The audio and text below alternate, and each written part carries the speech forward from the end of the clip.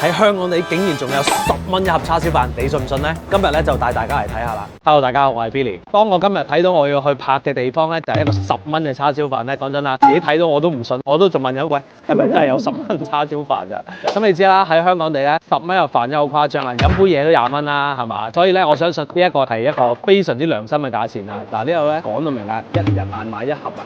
唔該，想要一個10蚊叉燒飯，唔該晒。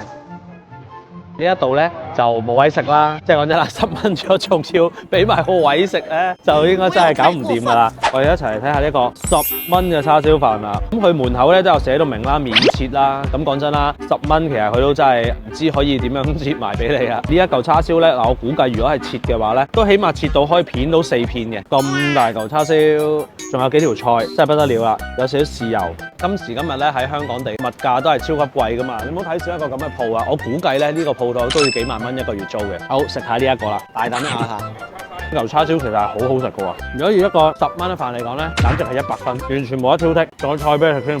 其實喺香港地咧有個10蚊嘅叉燒飯咧，其實真係好難得啊！我見到咧香港咧都有好多啲唔同嘅地區咧，都有呢啲10蚊啊10零蚊嘅飯俾一啲有需要嘅人食啊！喺我角度咧，我覺得呢啲老闆願意去讓利啦，即係我諗咁講啊，蝕住做啊，淨係鋪租啊、裝修啊、床料啊、人工啊，全部都係成本嚟㗎。佢願意咧用一個10蚊咧去賣俾大家，我覺得呢一個真係一個好有善心，真係想幫助一啲可能冇咁高收入嘅家庭咧，呢一啲會願意去回饋社會呢啲商家咧，我覺得好值得去大家去表揚一下嘅。你有錢都唔一定要去對其他人好，我諗佢哋都算係不求回報啦。嗱，頭先咧我哋埋去影咧，其實佢哋都唔係好想我哋影啊。